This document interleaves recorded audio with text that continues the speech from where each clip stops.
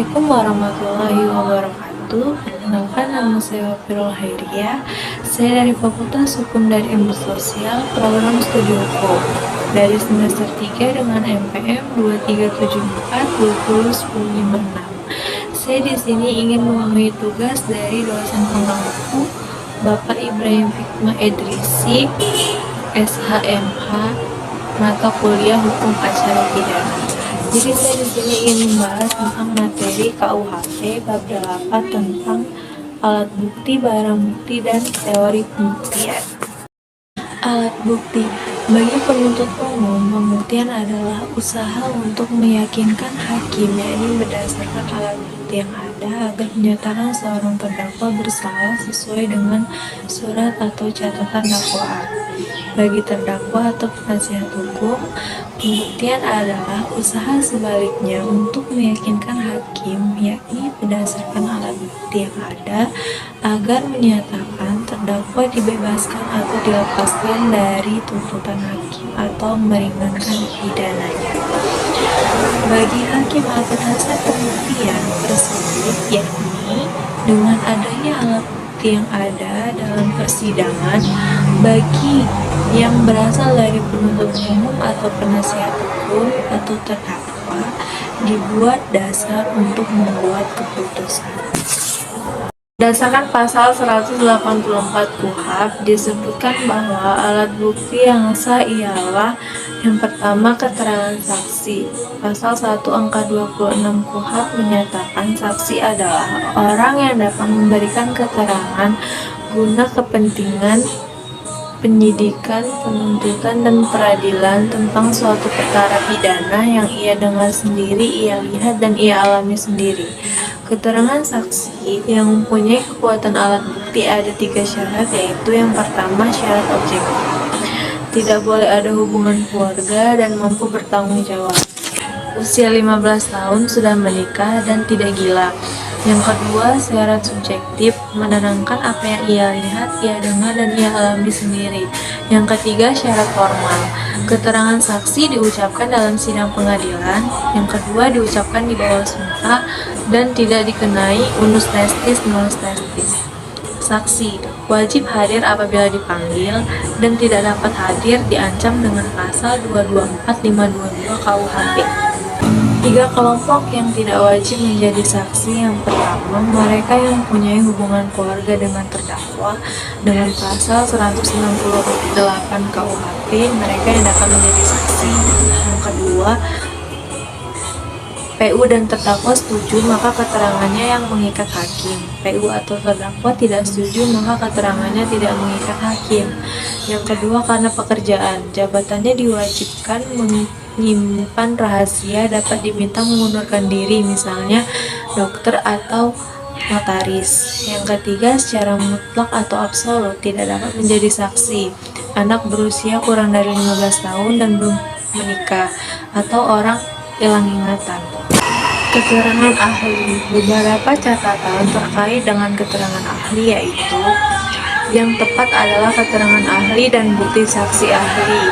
Yang dimaksud dengan keterangan ahli adalah keterangan yang diberikan oleh seseorang yang memiliki keahlian khusus tentang hal yang diperlukan untuk membuat terang suatu perkara pidana guna kepentingan pemeriksaan, pasal 1 angka 28 KUHP.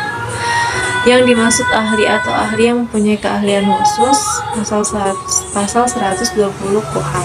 Yang disebut ahli yang mempunyai keahlian tentang surat dan tulisan palsu, pasal 132 KUHP. Keterangan terdakwa. Terdakwa adalah seorang tersangka yang dituntut, diperiksa, dan diadili di sidang pengadilan. Keterangan terdakwa ialah apa yang terdakwa nyatakan di sidang tentang perbuatan yang ia lakukan atau yang ia ketahui sendiri atau alami sendiri. Barang bukti. Apabila perkara sudah diputus, maka benda yang dikenakan penyitaan dikembalikan kepada mereka yang disebut dalam putusan, kecuali jika menurut putusan hakim benda itu dirampas untuk negara, untuk dimusnahkan atau untuk dirusakkan sampai tidak dapat dipergunakan lagi, atau jika benda tersebut masih diperlukan sebagai barang bukti dalam perkara lain.